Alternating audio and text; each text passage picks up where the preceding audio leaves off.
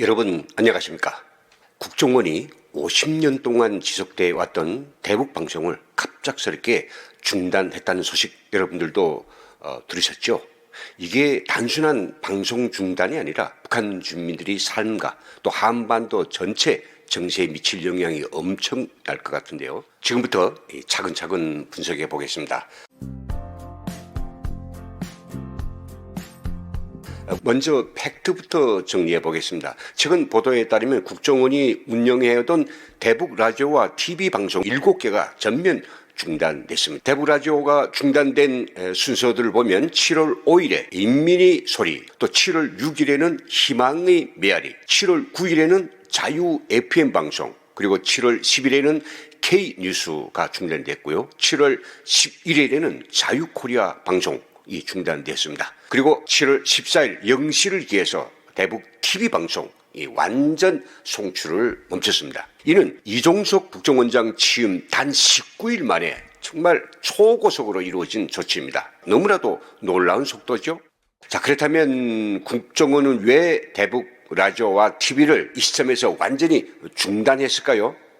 저는 개인적으로 이번 대북 라디오 방송이 중단 이유를 두 가지로 보고 있습니다. 첫 번째는 북한에 대한 선의의 조치다 이렇게 보고 있습니다. 이재명 정부는 북한과의 관계 개선을 위해 선제적으로 유화 조치를 취해 나가고 있죠. 대북전단 살포 중단, 이어서 학성기 방송 중지에 이어 국정원이 하고 있던 대북 방송 중단까지 이 모든 것이 우리는 적대적 의사가 없다 라는 유화의 메시지를 선제적으로 북한에 보내는 것이겠죠. 두 번째로서는 대북 정보전에 대한 근본적인 인식의 차이를 공식화했다. 저는 이것이 핵심이라고 생각이 됩니다. 보수 정권과 진보 정권 간의 대북 정보전에 대한 시각은 아시는 것처럼 완전히 다릅니다. 보수 정권의 기본적 모토는 북한 정권은 사상이나 이념, 역사, 선전 등 전체적으로 거짓과 위선 기반으로 수립된 정권이다. 따라서 이 정권의 진실이 빛을 쪼이면 모래알같이 흩어질 것이다. 이것이죠. 이에 반해서 진보 정권의 모토는 대북 정보전보다는 관계 개선과 교류 협력을 통해서 신뢰를 쌓고 평화적 공존을 하는 것이 국익에 더 이롭다라고 볼 수 있겠죠. 이재명 정부는 후자의 입장에서 대북 정보전의 의미를 일축하고 그 효과를 저평가하고 있는 것입니다.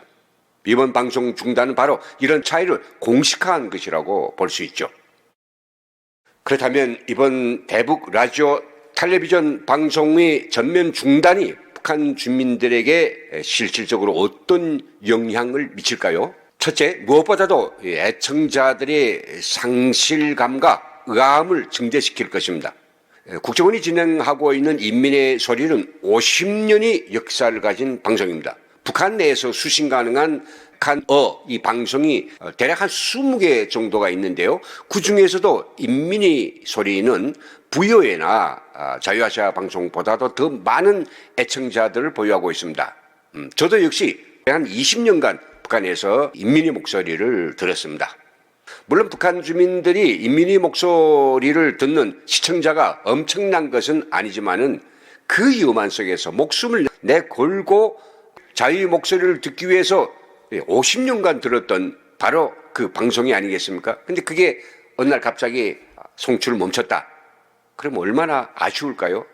라디오가 어떻게 고장났냐? 왜 갑자기 들리지 않지? 북한이 방해 전파를 이렇게 더 강하게 쏘는가? 아마 의아해할 것 같습니다.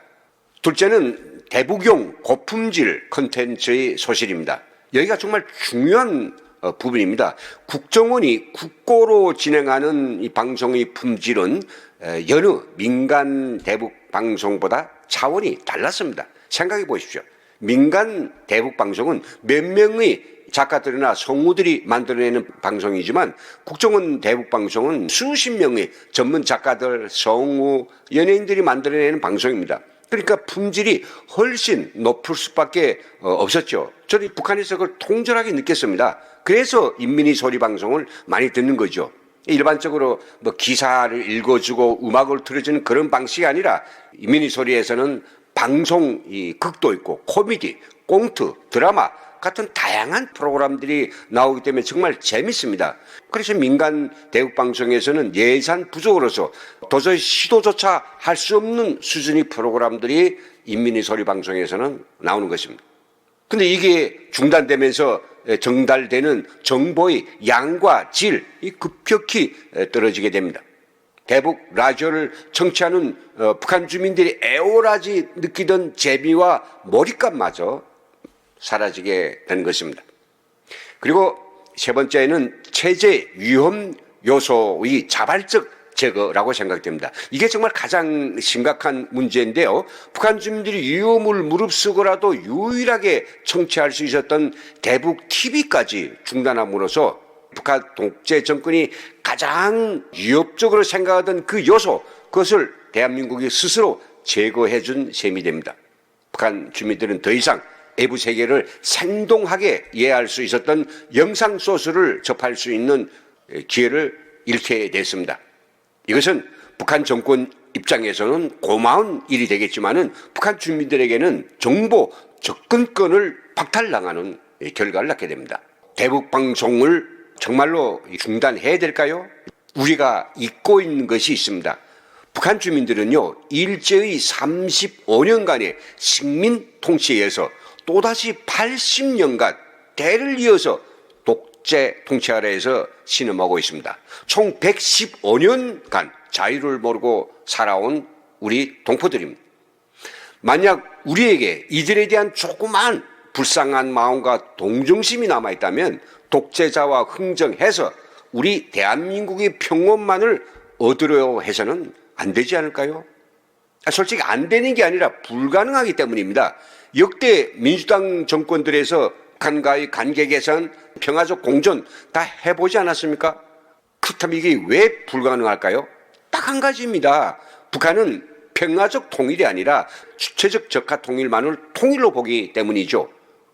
그 이유는 통일돼서 우리 온 민족 7천만이 행복을 누릴 그런 희망찬란한 희망보다도 김정은은 김씨 왕조의 천년 만년 영구 집권만을 꿈꾸고 있기 때문입니다. 그런데 지금 우리가 뭘 하고 있습니까? 김정은 정권이 눈치를 보면서 평화라는 명목으로 북한 주민들의 유일한 정보 창구를 우리가 스스로 막아버리고 있습니다. 이게 과연 인도적인 일입니까? 전단을 막고 대북 라디오와 TV까지 차단하는 것은 좌파가 그토록 중시한다는 평등과 인권과는 정면으로 배치됩니다. 대북 라디오와 TV를 생명의 동아줄처럼 여기면서 거기에 귀를 기울이고 초점을 맞추고 있는 북한 주민들을 완전히 무시하는 매우 냉혈적인 처사입니다. 우리가 선택해야 할 것은 명확합니다. 독재자와의 평온한 공존인가, 아니면 억압받는 북한 동포들과의 연대인가. 대북 라디오와 TV는 반드시 재개되어야 합니다. 115년간 자유를 박탈당한 채 현대판 노예로 살고 있는 불쌍한 북한 주민들에게 마지막 남은 희망의 창구마저 우리가 막아서는 안 됩니다. 진정한 평화는 독재자를 달래는 것이 아니라 억압받는 사람들에게 진실과 희망을 전하게 하는 것에서 시작됩니다. 오늘의 분석은 여기까지입니다. 여러분은 어떻게 생각하시나요? 댓글로 의견을 적극적으로 남겨주십시오.